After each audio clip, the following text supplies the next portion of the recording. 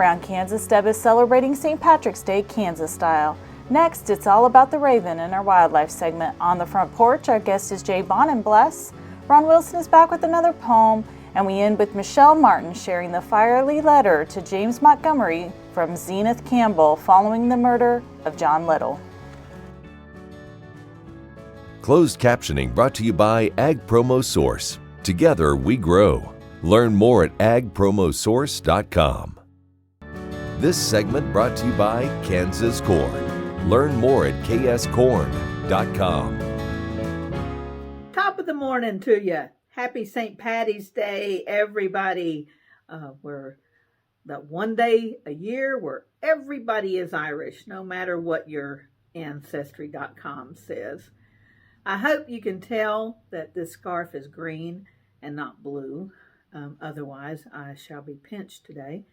So I tell you, of all the cancellations and rescheduling, this one probably breaks my heart the most, because St. Patty's Day is nothing but gathering. I mean, it's just all about your friends and reveling in one another's company, and the fact that the snakes were driven out of Ireland by St. Patrick himself.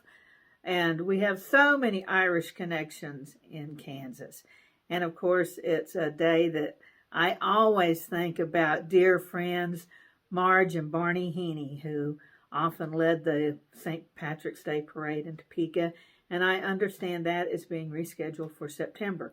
I don't know how St. Patrick's Day in September will work, but by golly, if anybody can find a reason to celebrate, it's the Irish. No matter what the day, no matter what the season, no matter what the weather, they will make a party happen. So September is getting to be an awfully busy month, as we're all hoping that things that are postponed from now can actually happen in September. So keep your fingers crossed, everybody.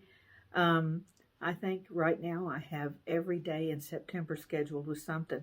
Of course, it's a big month for the Santa Fe Trail Association, as we have a lot of anniversaries in September, and it is the date of our symposium at Bent's Fort in La Junta, Colorado. We invite you to join us there. You can look up the schedule on santafetrail.org, look up in the corner at the events, and see what's happening. Just stuff happening all over the place. And once again, we're sure hoping that it can go on as planned. I'm still struggling with my voice a little bit. It's allergy, and I just have a terrible problem with allergy. And I was listening to the radio the other day, and they were talking about allergy season. And I'm like, holy smoke, when is it not allergy season? It just seems like all the time. And things haven't even begun to bloom yet, though. We are just days from spring, so things will be in bloom soon. And of course, then the pollen will be floating in the air. Isn't life grand? But allergies are just a small price to pay for the joy of being outside when the weather turns warm. And I hope you've got great plans to be outside. Take advantage of so many of our trails and parks.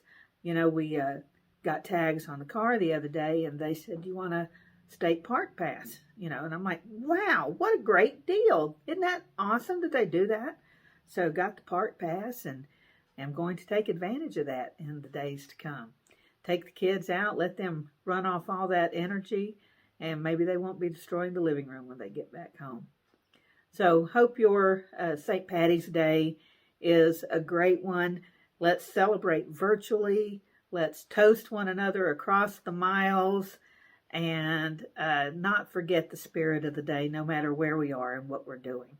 It's all about supporting one another and coming together, and that's what St. Patty's Day is all about.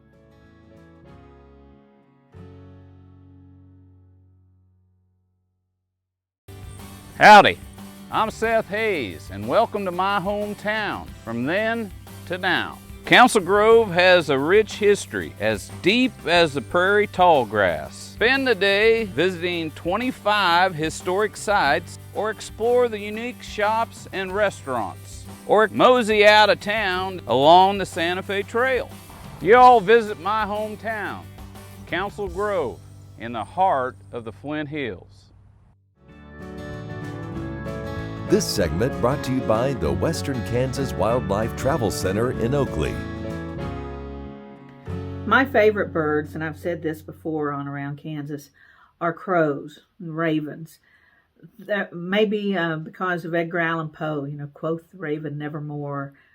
There's an air of intelligence and mystery, and I can remember walking around the cemetery, Topeka Cemetery, and there would be a huge crow on top of a tombstone, and I'm like, wow, what a picture. And what does the crow know that I don't know? A lot, probably. So I found another one of these interesting birds that I had no idea lives in Kansas, and that is the Chihuahuan Raven. And while it is mostly in western Kansas, it might show up just anywhere. So we turned to Cornell, their bird library, which is just phenomenal, Cornell University, and also Kansas Department of Wildlife, Parks, and Tourism for information on this very interesting bird. The Chihuahuan Raven is the largest member of the crow family still found in Kansas. In the summertime, it is usually found in the far western part of the state. They do not require trees, but their stick nest may be found in isolated trees and on windmills on the prairie. Their breeding range formerly encompassed the western part of Kansas along the Colorado border, eastward as far as Ford, Kearney, Finney, and Gray counties. They have been seen at garbage dumps in Seward County. It's probably an opportunist and will eat carrion or vegetable matter as it is available. The Chihuahuan Raven has been recorded as occurring every month of the year. The species appears to be an uncommon summer resident in the extreme southwestern part of the state and rare elsewhere in the state. It is a rare winter resident in the west and may occasionally wander eastward in the winter. This species needs arid areas, particularly desert and scrubby grasslands, but are thinly distributed. If you're looking for them, be sure to scan utility poles, ranch operations, windmills, any kind of high perch. Unlike most crows and ravens, the Chihuahuan raven frequently reuses its nest in subsequent years. Some pairs may maintain two nests and use them in alternate years. The oldest recorded Chihuahuan raven was at least 21 years, 9 months old, when it was caught and released in Arizona in 2001. It had been banded in the same state in 1980. The bases of the neck and body feathers of a Chihuahuan raven are white, not gray like those of other American crows and ravens. The white is difficult to see in the field and is only revealed by wind blowing the feathers or when a bird fluffs its feathers to display at another raven. Although this coloration is unique in North America, a number of other crows and ravens around the world have white bases to their feathers as well. They are sometimes mistakenly harvested for crow. Thanks to the Cornell Lab of Ornithology and its All About Birds website and Kansas Department of Wildlife for facts on this amazing raven.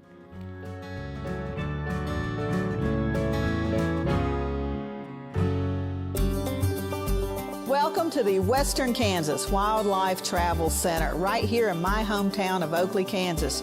We're the front door of Western Kansas, located on 3 main highways, I-70, US 83, and US 40. And all those roads lead to history, beautiful scenery, and adventure, no matter which direction you go. We now have an IHOP. That brand that you've trusted up and down the road in all your travels is staffed with local folks, real people just like you and me, and we're waiting on you to join us. So for fun, adventure, fuel up, fuel your body, and let's have some fun.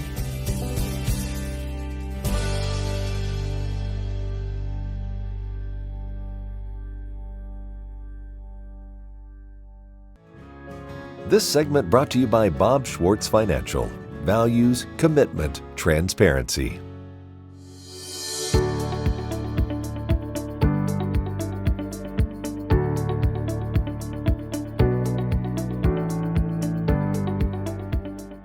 I'm Dwayne Thames, and my guest today is Jay Bohnenblust from Clay Center, Kansas, a 32-year career in education. Jay finished up college at Kansas State University with your Ag Ed degree, and you didn't travel terribly far from home, I understand. No, I had the opportunity. In fact, there were a couple job openings close to Manhattan, which was going to be important to us because my fiance at the time was a speech and language pathology major and was going to have to spend the 5th year there to finish up a degree. So I guess the goal there was to stay somewhere close to Manhattan so she could finish that up. Maury Catlin gave me a call one day and he said, hey, I'm ready to maybe move on over to the bank. If you're interested, here's the contact. And so I gave him a shout and got my information turned in and had the opportunity to come up and interview for the Clay Center job. And as they say, 32 years later... 32 years in one location, close to home for me, and it was no regrets.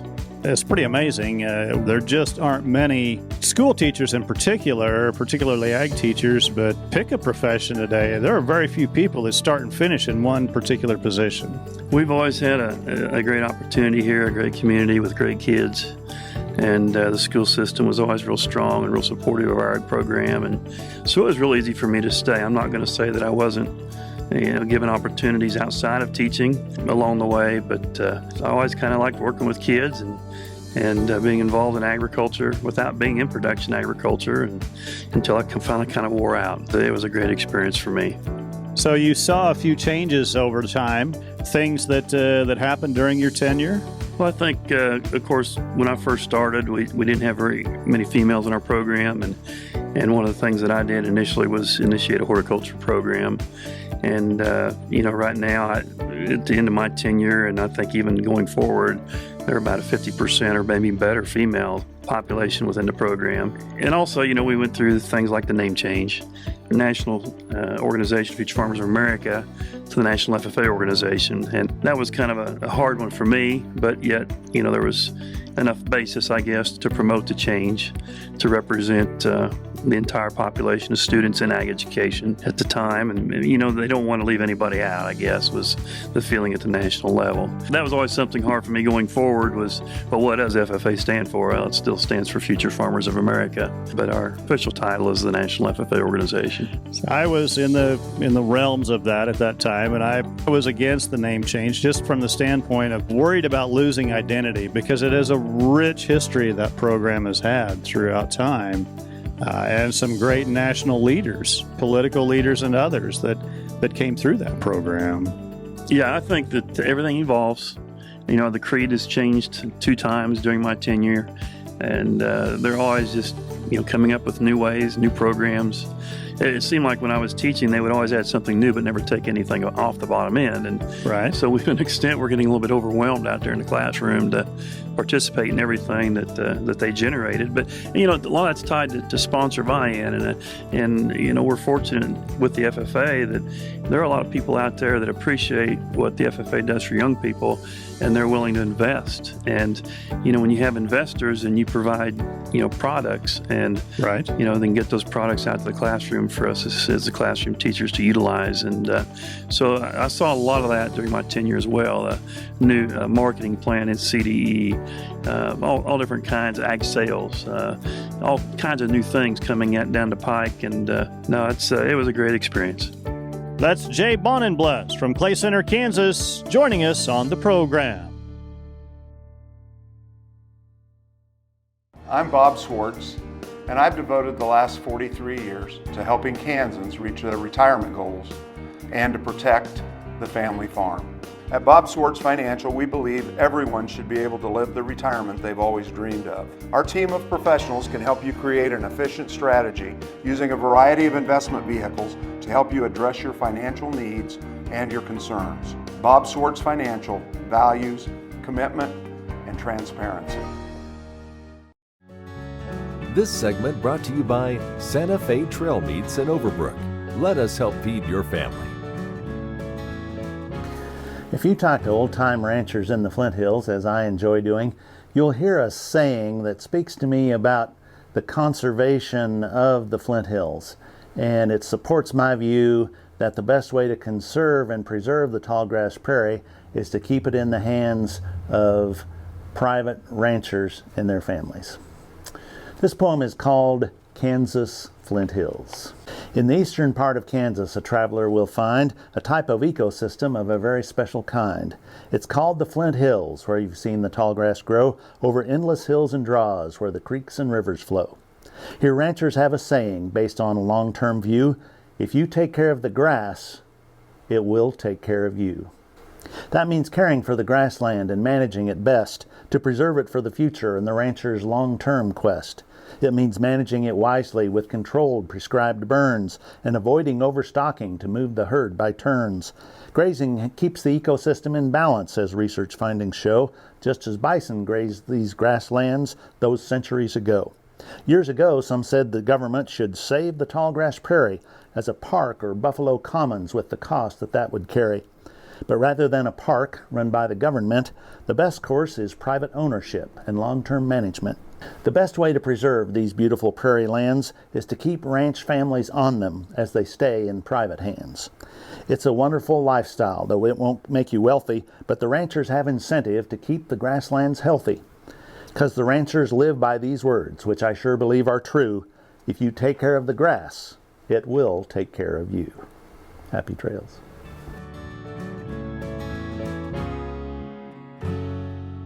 In 1821, a trade route was opened from Missouri in the United States across prairies and mountains to Mexico. In 2021, we will mark 200 years of epic conflicts and grand adventures, larger-than-life personalities, and sweeping landscapes. Join us on an historic journey. The Santa Fe Trail lives on. Find us on social media or santafetrail.org.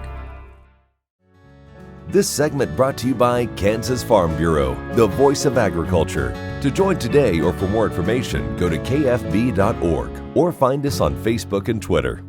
As we continue to mark Women's History Month, Michelle is bringing up a very interesting lady that she did a while back and reprising one of her segments. So good morning, Michelle. Great to have you with us on this St. Patty's Day. Good morning, Deb. Today we will learn what prompted a refined young lady living in Fort Scott, Kansas Territory to pen a fiery letter to James Montgomery in 1859. The evening of December 16, 1858 was clear and crisp. The residents of Fort Scott were safely inside their warm homes when the former parade ground of the old fort erupted into violence and bloodshed. James Montgomery, a leader of the Free State abolitionist faction in Kansas Territory, along with several of his men, stormed the Free State Hotel, an anti-slavery establishment, in an attempt to free Benjamin Rice, one of their friends, who was being held by local authorities in a third-story makeshift jail cell. During the tumult, John Lindell, a deputy U.S. Marshal and pro-slavery advocate, fired a shot out into the darkness and then climbed upon a crate and peered out the transom window above the front door of his family's home.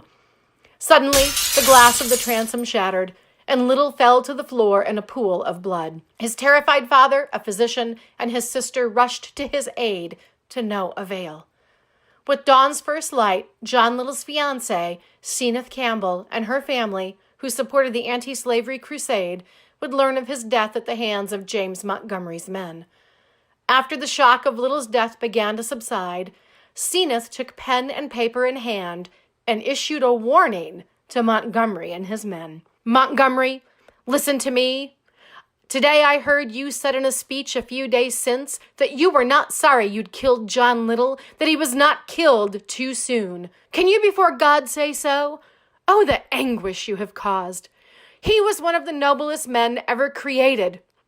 You can't prove he ever injured an innocent person. A few days more, and we were to have been married, then go south to trouble you no more. But through your influence, he was killed, sent to another world without even time to pray or say goodbye to his friends. But remember this, I am a girl, but I can fire a pistol. And if ever the time comes, I will send some of you to the place where there's weeping and gnashing of teeth.